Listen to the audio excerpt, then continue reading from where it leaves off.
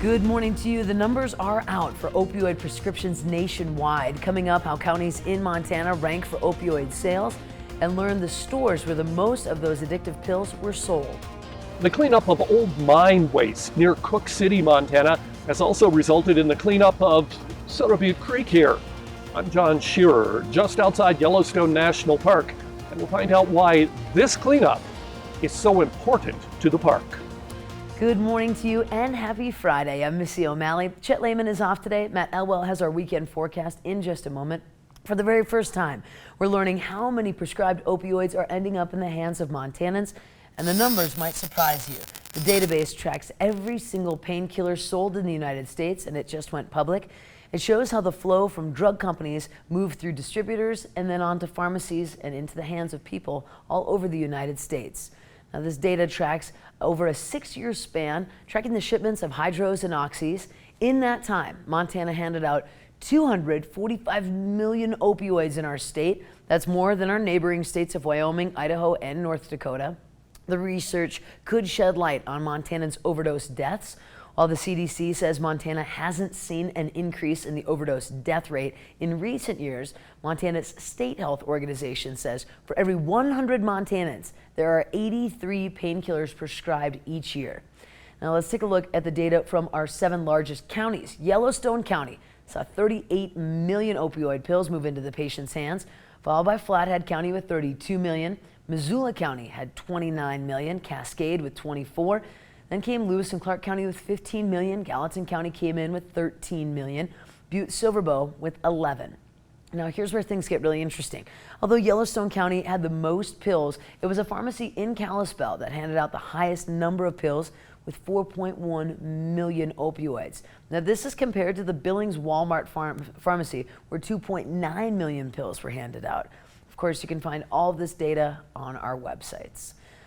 And managers from state and federal agencies gathered near Cook City yesterday to mark a milestone. MTN's John Shearer was there and explains why they were celebrating. This is the bucolic Lamar Valley. National Geographic calls it the American Serengeti because of the large number of animals that gather here. In fact, right now there's a big bison herd out alongside the river, a river that has held an environmental secret for more than a century. One of its main tributaries, Soda Butte Creek, has been polluted with sulfide runoff and heavy metals from an old mine near Cook City. But no more. All the iron and copper and lead that was associated with the mill site is now gone. It's so clean now that the creek has been removed from the impaired water bodies list. It was the first abandoned mine lands project to be delisted as a result of a cleanup. The delisting of Soda Butte Creek is a huge milestone. So they pumped water out of the shallow aquifer underlying the tailings, which then brought the contaminated water down into that aquifer, ran it through the water treatment plant, discharged it into Soda Butte Creek, and allowed the tailings to dry out. It was expensive, $25 million, and it took 18 years to finish the work of cleaning up pollution dating back nearly 100 years, perhaps even more. But now, fishermen take newly returning cutthroat trout from not far downstream. I think it's great. It's a beautiful place, and to make sure it's pristine the way it was intended to be is a great effort. And no easy effort either. Early on, biologists took samples of the creek water in tanks and then put fish in those tanks. And they couldn't keep the fish alive for 24 hours. Now, the cleanup of Soda Butte Creek, which you see right here, was time-consuming and expensive. But it was also high priority because these waters flow into the oldest national park.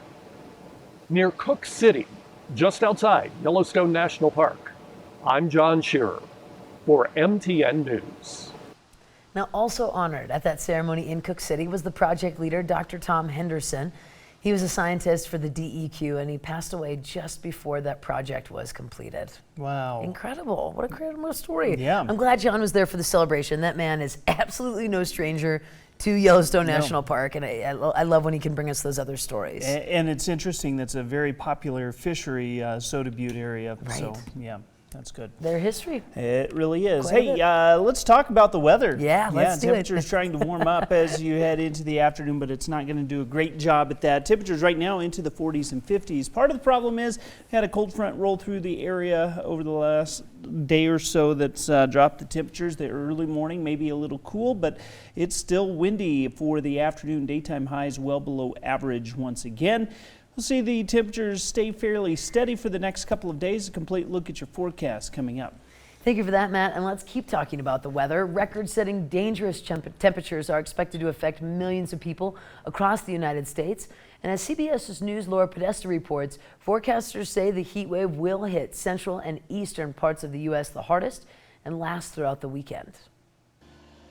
It's all hands on deck in Chicago as the city prepares to take care of its youngest and eldest residents, the most vulnerable to heat stroke. We have a coordinated, collaborative, and comprehensive response. Chicago's temperatures have been hovering in the upper 90s all week and could climb near triple digits Saturday. Best thing to do during a heat wave is stay out of the sun when possible, stay hydrated, stay in cool areas. He's talking about the majority of the U.S. population. More than 200 million people are under heat alerts from the central U.S. to the northeast. The New York City Triathlon, scheduled for this Sunday, was canceled for the very first time in the event's history. Organizers say it was due to the forecasted oppressive heat and humidity. Some athletes say they're relieved. Part of me was hoping that it would have been canceled, but I wasn't sure that they would actually do it. It's not just people who are seeking relief. Animals, from these cows in Wisconsin to this panting red panda in Virginia, are hoping this heat wave breaks, and soon. Laura Podesta, CBS News. Now, by the weekend, cities in at least 14 states are expected to catch a break with their high temperatures with a colder front moving in.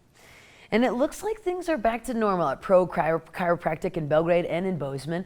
However, Wednesday was a different situation, with armed federal agents serving papers and conducting an investigation.